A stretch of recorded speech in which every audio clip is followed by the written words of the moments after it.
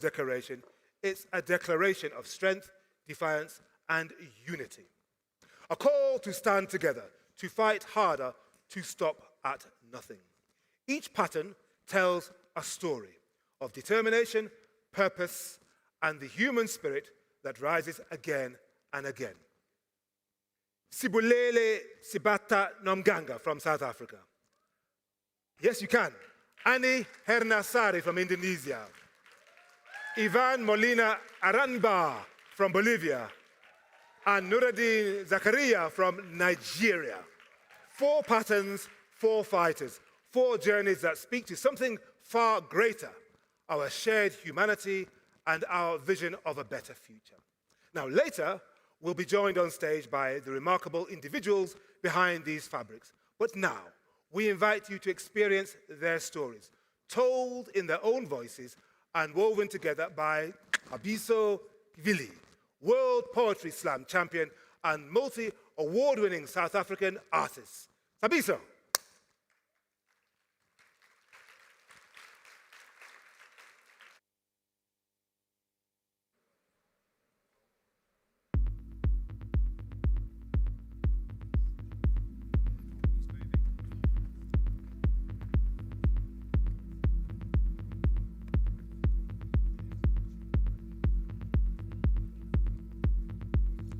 We, a tapestry of strength and survival, pulse with the courage to tell our story, a rising rhythm rejoicing in our shared humanity.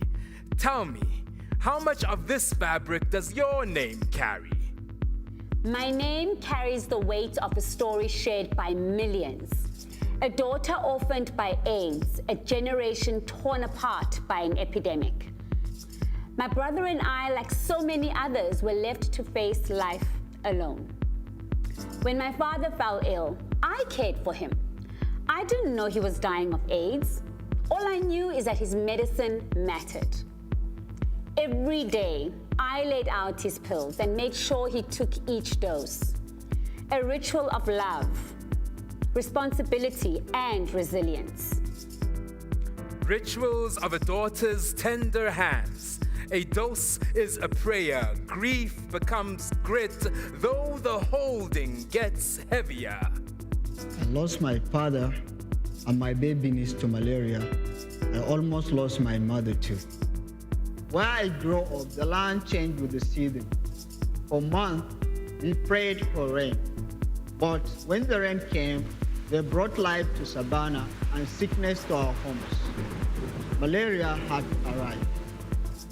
In the changing of the seasons, survival or sickness lives on the flip of a coin. So whose justice is this when access could have kept a family whole? I was pregnant when I was diagnosed with drug-resistant tuberculosis. The happiest time of my life became the most terrifying. I was treated with fear, told I was a danger to my baby. I gave birth alone in a glass isolation room. No touch, no comfort, just pain, silence, and shame. When glass walls tried to constrain her love, she found a reason to breathe back her lungs, stitch life back into her world. And you, how old were you when you were diagnosed? I was 18 when I was diagnosed with HIV. The news hit me like a red wave. Panic, shame, silence. It felt like coming out all over again, but even harder. My life was split in two, before and after. In the here and after, we do not falter. We dig deep to find the strength that pushes us further, so others may raise their voices louder. Together, we summon courage from every fiber. We may get knocked down, but we don't stay down. But from that moment, I chose to fight. But the moment I held my son, everything changed. From that pain, I found my purpose. Can you hear it? 4 hearts beat with possibility. Look at this pattern. Look at this pattern. Look at this pattern. Look at this pattern. Every detail, every shape, every pill tells my story. It reflects 2 sides of me. One lost in fear, one standing strong. Broken glass, bitter tablets, and flowers blooming against the odds. Raindrops, sunflowers, ripples of life are lost. Look closer. These stories, a pattern woven into memory. The story is the fabric, and the fabric is the history. A tapestry connected through fabric's collected beauty, born from adversity. Today, we are set free. Today, I'm healthy and a mother of 3. Today, I'm healthy. I'm thriving. This is my journey. A story of despair turned into hope. From scared boy to fighter. Pain to purpose, stigma to strength. These stories help us break through into the heart of all that threads us closer. Since those dark days, millions of lives have been saved, including mine. But too many are still lost to stigma and silence. Malaria is preventable, treatable. But without access to healthcare, it is deadly. And we have what it takes to end TB. So why are millions still dying? I fight for every life lost, and every life we can still save. We are stronger than fear. We are louder than stigma. Now I am a mother, and I say to the world, we cannot stop now. Like 4 patterned voices, we must rise. Let their fight run through us, because we stop at nothing. Stop at nothing to end the injustice and that lets tuberculosis kill in silence. Stop at nothing until no child dies from mosquito bites. Stop at nothing until living with HIV means living free of stigma and discrimination. Stop at nothing to power the Global Fund, to fuel the fight, to finish the job, and give millions the chance to live. We stop at nothing across the world. This tapestry holds us all, that allows change to arrive. And yes, we've come this far, but there are still those we will not leave behind. And so, my dearest heart, we cannot stop now.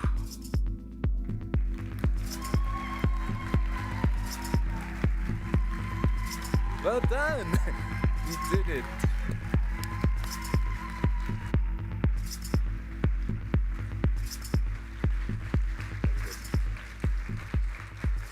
So, from medical patients to powerful performers and ambassadors. One more time, thanks to Sibu, Annie, Ivan, Nuruddin, and Sabiso for that powerful and deeply moving performance.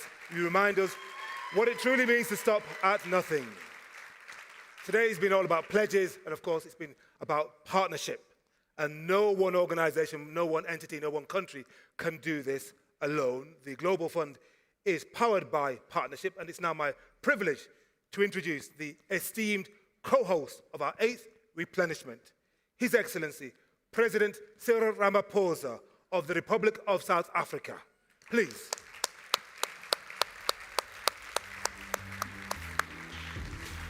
President Ramaphosa.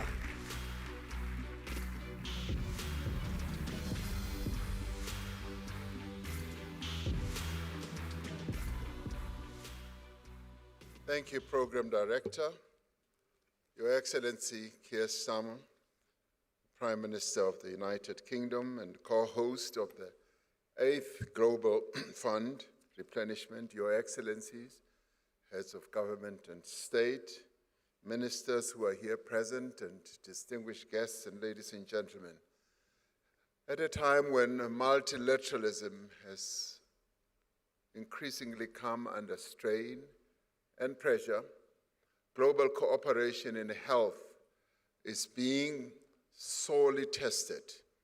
This 8th Replenishment Summit of the Global Fund is indeed a milestone for global health. Building resilient health systems, scaling up local manufacturing of medicines and diagnostics and therapeutics, and securing sustainable financing are vital for both social and economic development of the people of the world who are vulnerable. Without a healthy population, nations cannot prosper. It is therefore essential that we close gaps in access to medicines, diagnostics, and therapeutics, and financing as well, so that every country can protect its people and achieve health equity. Today, we celebrate the collective effort to end HIV, tuberculosis, and malaria across the globe. We reflect on the difficult journey we have all traveled and the great progress we have made. This summit reflects our shared commitment to invest in universal health coverage today for social protection and resilient health systems.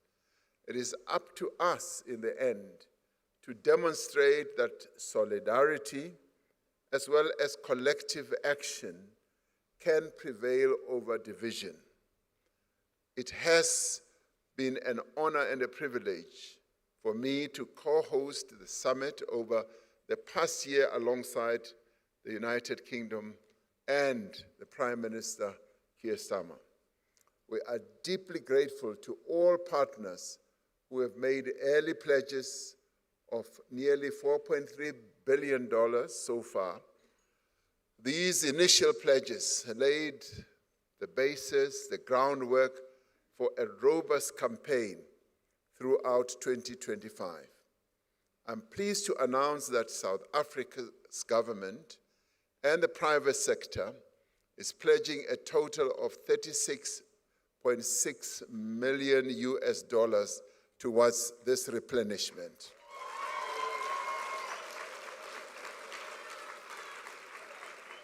Now, as many of the people who are here are South Africans, they would like to hear it expressed in South African rands. This is the equivalent of 630 million rand. Now, of the South African contribution, a total of $5.5 million has been pledged by the Goodbye Malaria Organization and $4.5 million by the Anglo-American Corporation, as they indicated earlier. So let us give them too a round of applause. We commend them for their unwavering commitment to improve the health of the people of our country, of our continent, and indeed the world. South African private sector has indicated that more pledges will follow. I call on the private sector in our country and elsewhere in the world to step up and be counted amongst those that made a smart investment in people towards eliminating HIV, tuberculosis, and malaria. Our pledge represents our confidence in the Global Fund partnership and in its ability to deliver on its promises. We remain grateful to the global health community that has supported us over the past few decades as one of the countries most severely affected by HIV, AIDS, and TB. We urge partners to maintain the momentum that we have achieved and continue to make bold, transformative commitments that match the scale of our common challenges. It now gives me great pleasure to invite my co-host, Prime Minister Keir Starmer, to make his own remarks. I thank you.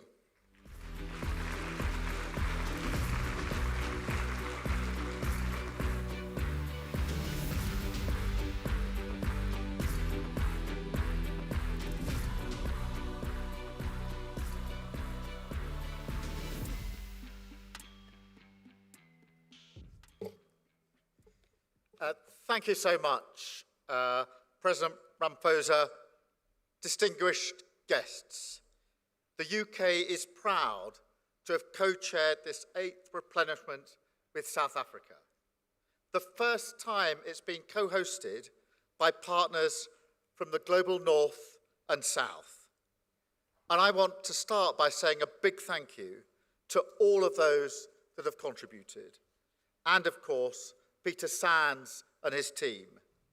What the Global Fund has achieved is one of the most helpful and inspiring stories of human progress.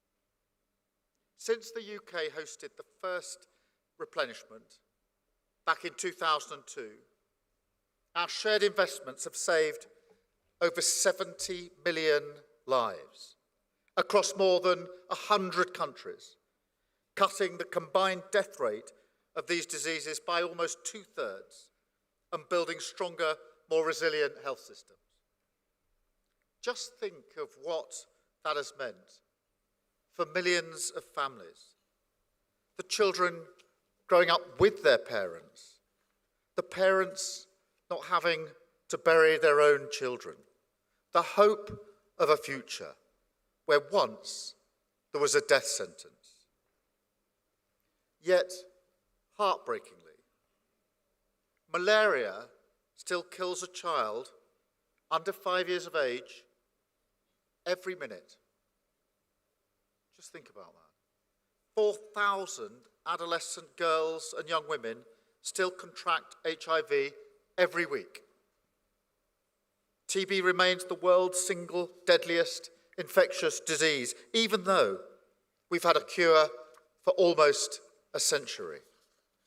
And the rise of antimicrobial resistance even threatens some of the progress that we thought we'd made. So let me address very directly what many of us are feeling right now. How do we win this fight when countries like my own are having to make difficult decisions on our development spending? Well, first, even when we make these decisions, we can choose to prioritise global health and to prioritise organisations like the Global Fund, with a clear ability to maximise the effectiveness of the money given to it. That is what the UK has done and will continue to do, because it's the right thing to do and it's in our national interest too. No one is safe from disease until everyone is safe from disease. We invest in the Global Fund because it provides very clear and tangible benefits in terms of lives saved and diseases combated. That is enough of a justification on its own in my book. But I also know there are benefits for the UK economy and a huge opportunity for UK life sciences to help grow our economy and create more jobs by continuing to pioneer new life-saving treatments, like the British breakthrough in bed nets that work against insecticide-resistant mosquitoes. And by drawing in the private sector investment, we can also bring down the cost of new treatments. So I'm delighted that in the last 6 months, we've seen the biggest ever commitments from the private sector. Second, we have got to reform the global health system. So every penny, every rand, every cent that we invest has the greatest possible impact. And let's be honest, let's be frank. Institutions have multiplied. There are too many silos. Health systems have become fragmented. So I really welcome the Global Fund's commitment to reform, putting countries back in the lead, strengthening national health systems, keeping communities at its heart, and working ever more closely with multilateral partners like Gavi and key regional bodies like the African Union.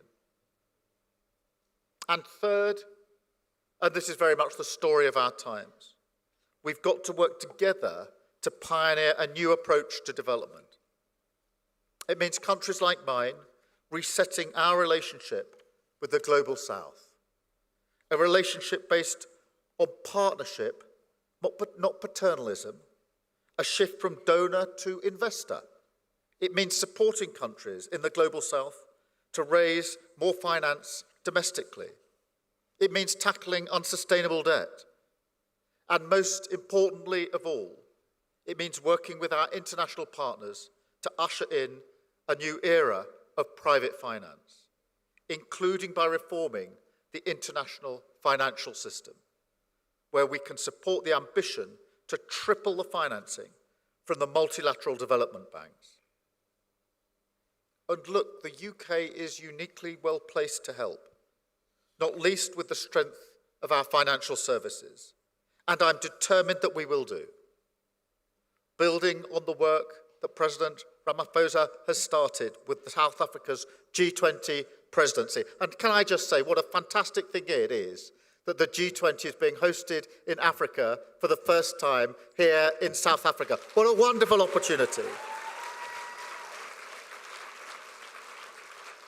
It has been a great success, and the next 2 days will build on that success. Congratulations, Mr. President.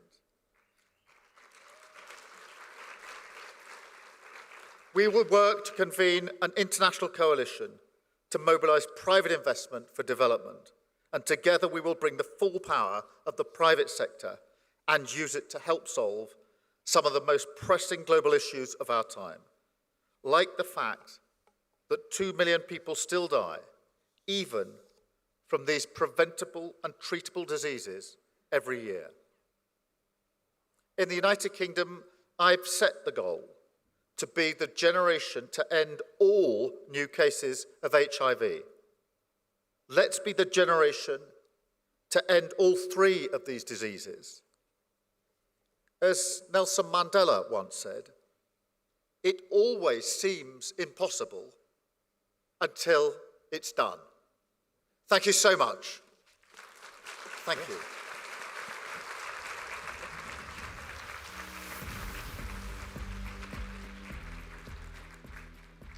Prime Minister, thank you very much indeed. Prime Minister Starmer, thank you very much indeed. President Ramaphosa, we're talking about ushering in a new era. We now turn to a series of transformative pledges and commitments from global leaders, announcements that will shape the future of global health and demonstrate the strength of our shared resolve. Please welcome to the stage the Prime Minister of Norway. Do we have the Prime Minister of Norway in the room? I believe we do. Yes, sir. Thank you very much indeed, Prime Minister of Norway.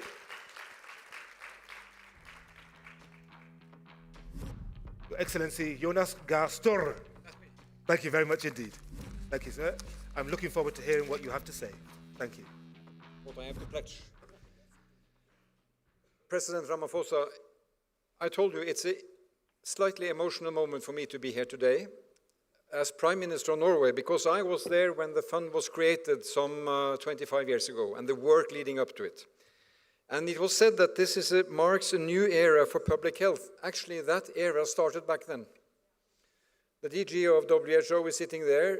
It was an extraordinary moment around the turn of the century when there was a lot of innovation happening, when there was the conviction that investing in health saves lives, takes care of dignity, but also spurs economies. So even ministers of finance and presidents and prime ministers saw that this was a larger stake.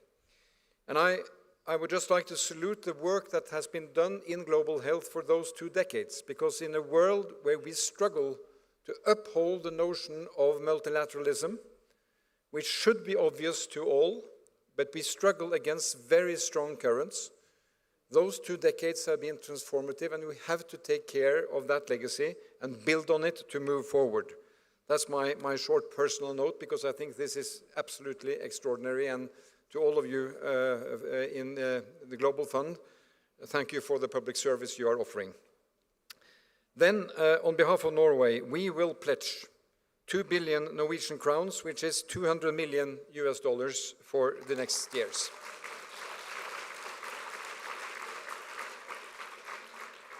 And likewise, we have contributed to Gavi for the same periods. And we invest in the Global Fund for the precisely reasons I have expressed. I'd like to take this opportunity to make just 3 points, 3 inputs. First, we are concerned that women's and girls' sexual and reproductive rights are under pressure. That money, very little money, which makes huge impact, is being taken away, and it is hurting these people, the girls and the women, in a very harsh way. Poverty is striking women harder than men, we know. So this is a trend we really have to work and safeguard the progress. The other issue, in the transformative time, we have to work on the global health architecture to make it optimal. That WHO has to cut its budget significantly because one country is pulling back money is very serious for all of us. So now we have to come together and see how we can make the best of the rest. And thirdly, better global health, as always, begins at the local level. So how do we make health systems adaptive and have enough people there to offer the services that can really make the difference in these 3 major diseases, but also beyond? We need to expand primary care. That's where it starts. That way we reach the vulnerable mother, either with the bednet or with introducing how you deal with the diseases of under 5. There is a Lusaka agenda which emphasizes this, mobilizing finance, and we have to support all of that. So, Mr. President, thank you for convening us for G20 on the African continent and also for this tremendous replenishment summit. Thank you.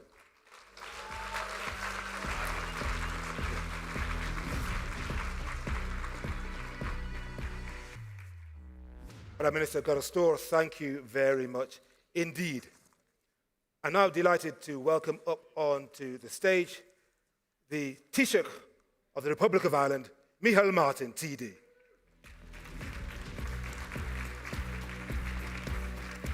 Thank you very much.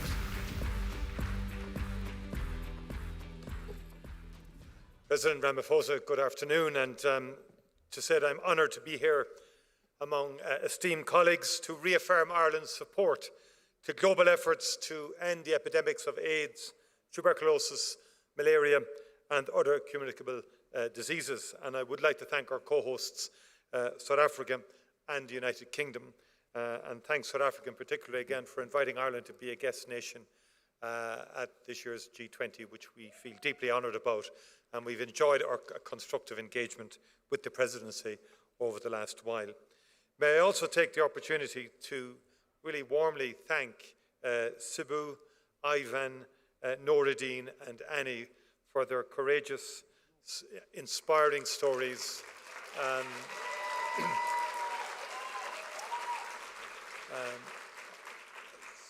Stories of loss, of courage, of resilience and renewal. And in many ways, those stories said it all as to why we are here today. And Ireland has been committed to the Global Fund since its very inception. We recognise the significant impact it has made and continues to make. And the Replenishment Summit's core themes of solidarity, sustainability, innovation, equity, transformation and change capture the essence of what is needed for the success of our world today and into the future. We are facing challenging times. We must work together. We all must play our part. And it is through solidarity that we will find strength. These challenging times provide opportunity too. We can innovate, we can transform, and we can build on what has come before. But first, we must recognise and appreciate the progress that has been made. We must remember how far we have come, all that has been achieved, the lives that have been improved, and the lives that have been saved. And we applaud the role that the Global Fund has played in this impressive progress, and it inspires us to do more into the future. As we seize the opportunity for reflection and transformation, we know there is still more to do. We must ensure that there is a seat at the table for all. Listen to the voices who have experience, the voices who know what is best for their own people. We should recommit ourselves to sustainability and equity. We must remember the universal right to health, because any transformation cannot exclude the furthest behind, for it is those voices that struggle hardest to be heard. Now more than ever, we must keep them at the forefront of our efforts.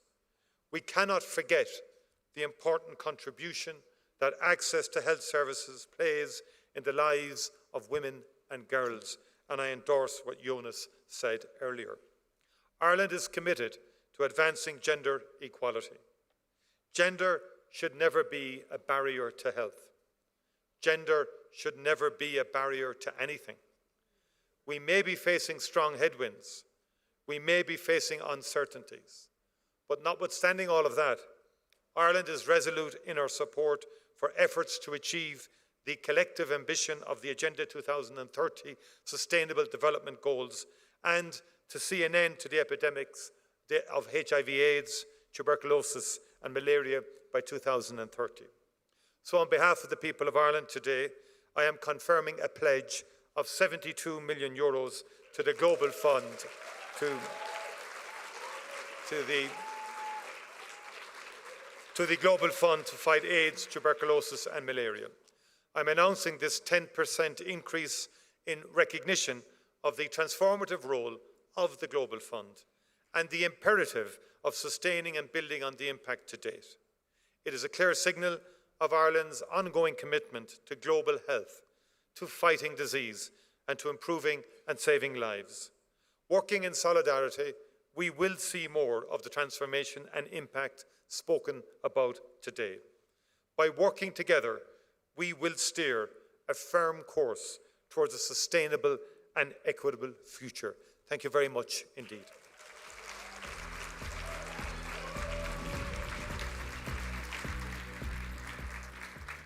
Taoiseach Martin, thank you very much indeed for that pledge on behalf of the Republic of Ireland. So from the Republic of Ireland to the Federal Republic of Germany.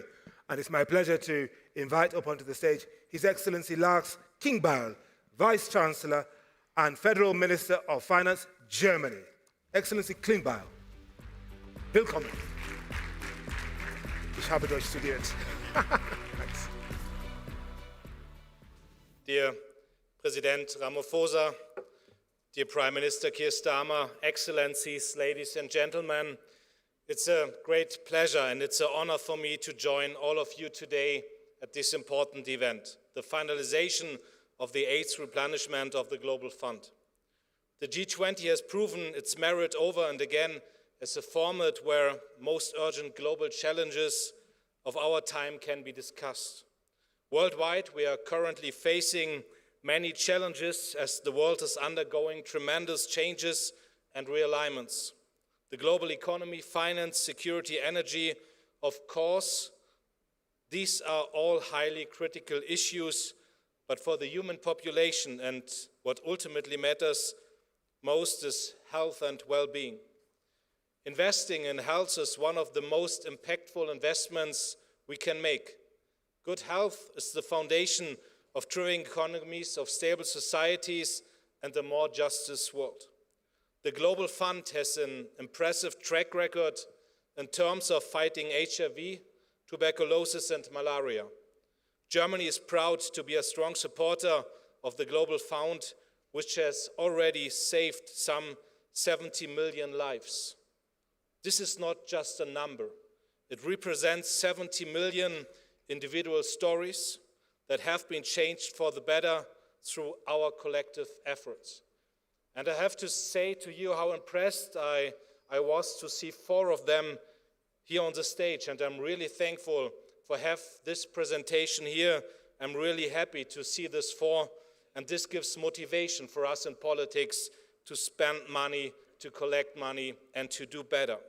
And this is the reason why Germany is pledging 1 billion euros to the Global Fund. The Global Fund, dear friends, the Global Fund is an excellent example of the power of multilateralism. At a time when health budgets are increasingly under pressure and international commitments are shrinking, it's more important than ever to join forces and increase efficiencies. Germany is a leading player in development financing and will remain a reliable partner. We greatly welcome the Global Fund's commitment to bold change, as Peter Sands has put it. The global health architecture needs to be reformed to address the challenges of our time and increase the sustainability of our investments in health. Lastly and importantly, let me take this opportunity to thank United Kingdom and South Africa. Thank you, President Ramaphosa, for co-hosting the replenishment. Your leadership and your dedication to global health are highly commendable. The pledge made by all the partners demonstrates our shared commitment for fighting HIV, fighting tuberculosis, and fighting malaria. Our pledges help strengthening the health system across the world. These contributions are essential to enable the Global Fund to continue its life-saving work. We can only succeed jointly and through shared commitment, responsibility, and cooperation. Thank you. Thank all of you.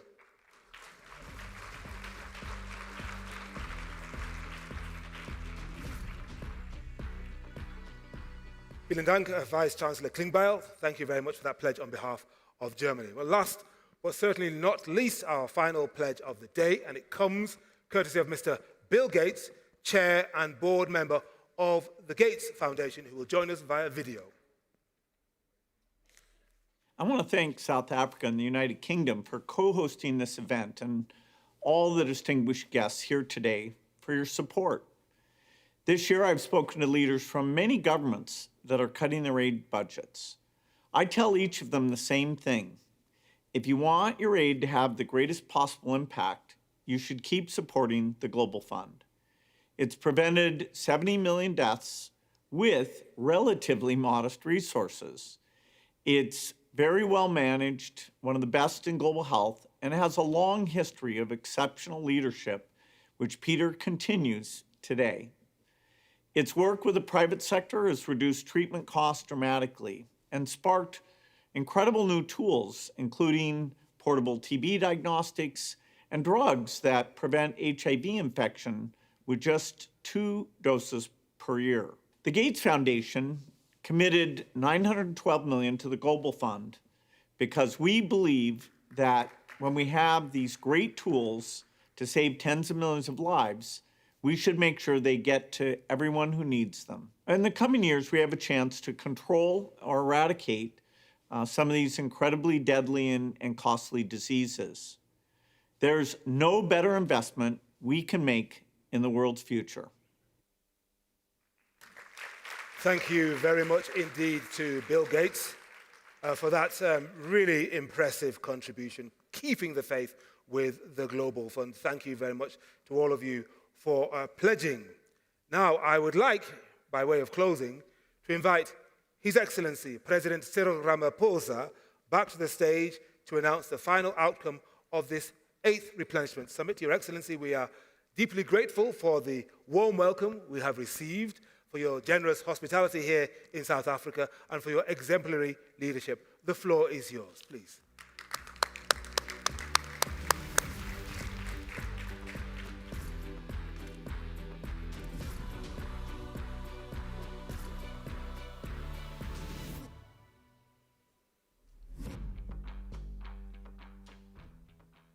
Thank you, Program Director, Excellencies, and distinguished guests.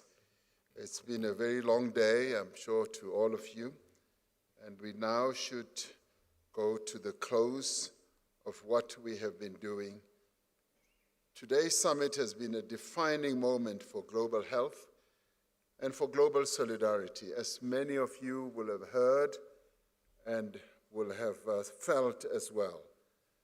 With just 5 years to go before the deadline for achieving the Sustainable Development Goals, we have taken to heart the call to accelerate our efforts, our collective global efforts, I may add. The 8th Replenishment campaign has been extremely robust. Over the past year, we can say that today we have reached a milestone in our partnership. The total pledge value of the 8th Replenishment, do you want to hear the number? Are you ready for the number? Is 11.34 billion US dollars.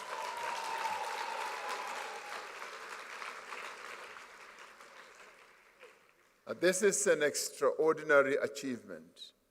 We hope that future generations will look back on this moment as a turning point in the global fight against HIV, AIDS, TB, and malaria. The pledge amount is no mere number. It is an amount that has an impact. It is a solid foundation for impact and a renewed impetus for transformation and change. Millions of lives will be saved. Stronger, more resilient health systems will be built. This outcome is the result of the determination of a diverse coalition that has come together in the interests of global health security. But we are not done yet. More countries, regional organizations, and companies will rise up and meet us on this occasion. I say this advisedly, as I said earlier, because a number of South African corporates have committed to making their own pledges. We must remain unified behind the purpose that makes the Global Fund unique and effective in equal measure. As part of our commitment to the Lusaka Agenda on Global Health initiatives, we need to work smarter and much more efficiently. We need to eliminate waste and duplication, and we need to address the fragmentation of the global health financing system.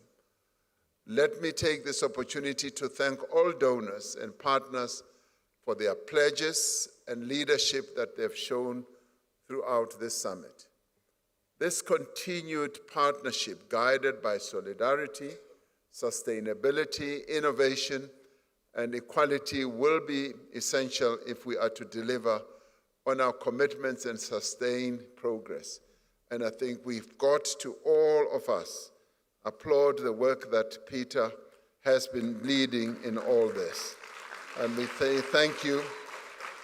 All these achievements would not be possible without your dedication and commitment.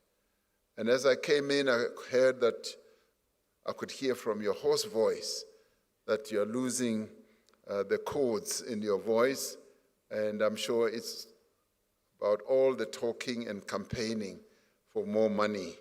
And I will join you in making sure that we get more and more money. But I'd like to end by thanking Sibu, Nurendin, Annie, and Ivan for the upstanding display that we saw earlier. And this goes to show that indeed the work that we are doing and the pledges that have been made do save lives and do touch the lives of communities. So thank you very much. Thank you all for being here. Thank you.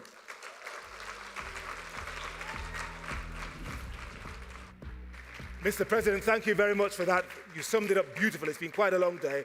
And people are happening. People are coming already. I would like to invite the Global Fund leadership to come up on stage for a family photo. If you would kindly find your marks there. As you can see, there are little stickers there. But I would also like to ask Sibu and Nuruddin and Ivan and Annie, our fabric champions, to also join us on stage. So Sibu, Nuruddin, Ivan and Annie to join the leadership of the Global Fund and His Excellency President Ramaphosa, our co-host for this 8th replenishment. Thank you. Please, all other delegates, remain seated so we can take the photograph efficiently. Thank you very much. Other delegates, please remain seated so we can take the photograph efficiently. Thank you very much indeed.